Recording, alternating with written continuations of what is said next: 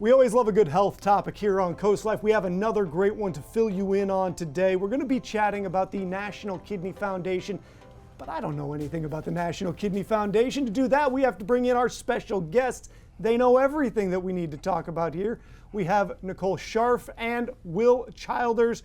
Now, Nicole, you are a senior program director for this foundation. Correct. I want to start with you, then we're going to move to Will.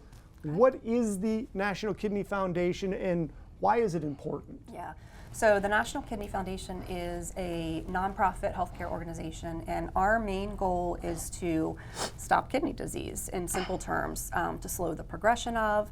You know, there are about 37 million people across the U.S. that suffer from kidney disease. It's about 1 in 7 people have kidney disease, and 90% of them don't know it. So our goal is to wipe out kidney disease and also make all organs available for transplant if someone wishes to do so. Now let's move over to Will. And Will, you are a dialysis patient, that's from what I understand. So how has this group and how have the different treatments you've gone through bettered your life? Well, actually I'm healthier now. Probably 3 years ago, I didn't quite know what was wrong with me, but I blew up in size. Later I found on that that's fluid being held on the body because the kidney isn't processing the way it should be. I actually was told before that my kidneys were failing, but my function was still going on a little bit, or my kidneys were still functioning some, so I didn't need to start dialysis yet. But I didn't know how bad I was feeling for 6 months, and then finally gave in to the doctor. I was like, okay, I'll go. And I started dialysis, and immediately understanding that it's not a cure, but it does clear the bloodstream, and you just feel 100% better. But it takes a while. Since then, I get processed with the dialysis 3 times a week, every Monday, Wednesday, and Friday. I'm there at 6 a.m., getting up at 4 o'clock in the morning to get there. It's a lifestyle. And then my challenge was, okay, well, you need to get on the donor list, right, to get a kidney. Found out I had to lose about 60 pounds. So I'm down around 250 now, but there's so many other positive things that have come along with it, to be honest with you. I actually used to take 3 blood pressure pills. I'm down to 0. I don't even take blood pressure pills anymore. I've had diabetes for, 10 to 15 years. My diabetes is completely under control. So losing that weight, eating better, and some of the things that I've learned through having dialysis and a nutritionist every day and have helped me with overall wellness. Like Will said, it's a complete lifestyle change. You know, kidney disease is the 8th leading cause of death. It's ahead of breast cancer and prostate cancer. So it's a huge issue, and you know, finding a way to get through dialysis, because that takes a mental toll along with the physical toll, right. And getting to the point where if you're a candidate for transplant and being listed, best case scenario is to start to look for a living donor.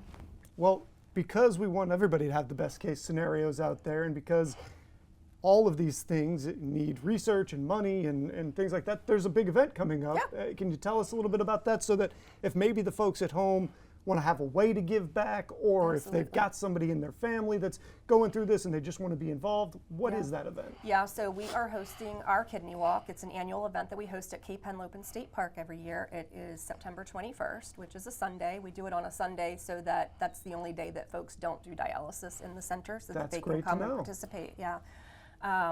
It's a great event. Our presenting sponsor is Homewell Cares, which is Will's company. And you know, it's interesting, people ask all the time, where does our money go when we give?